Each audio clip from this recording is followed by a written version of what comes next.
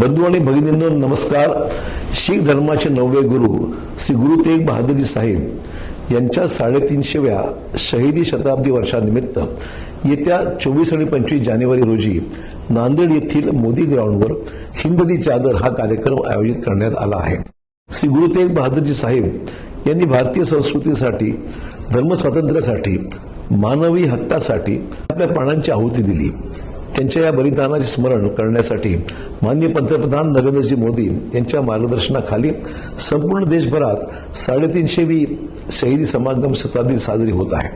महाराष्ट्राचे मुख्यमंत्री माननीय देवेंद्रजी फडणवीस यांनी महाराष्ट्रात या कार्यक्रमाचे अतिशय वेगळ्या पद्धतीने आयोजन केले आहे। हा कार्यक्रम केवळ एक स्मरणाचा कार्यक्रम न राहता या निमित्ताने श्री गुरु तेग बहादुरजी साहेब यांच्याशी संबंधित 9 समाजांना एकाच मंचावर आणून सामाजिक समरसतेचा संदेश देण्याचा देवेंद्रजींनी प्रयत्न केलेला आहे।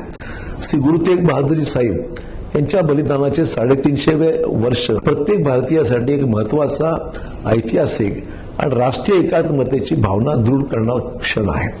गुरुजींनी या देशातल्या तमाम धर्माच्या रक्षणासाठी, ज्यामध्ये हिंदू, शीख सर्व धर्माचा समावेश आहे, त्यांच्यासाठी बलिदान दिलं। भारतीय संस्कृती आणि मानवी हक्कासाठी त्यांनी हौतात्म्य पत्करलं।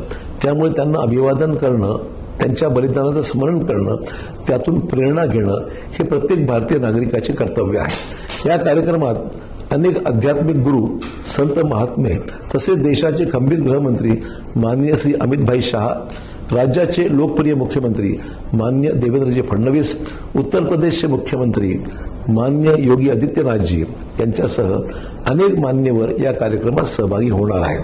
त्यामुळे नांदेड शहर व जिल्ह्यातील सर्व समाजातल्या नागरिकांनी येत्या 24 व 25 जानेवारी रोजी मोदी ग्राउंड नांदेड येथे आयोजित हिंद दी चादर या कार्यक्रमात मोठ्या संख्येने सहभागी व्हावं अशी माझी आपणास नम्र विनंती आहे। धन्यवाद। जय हिंद, जय महाराष्ट्र।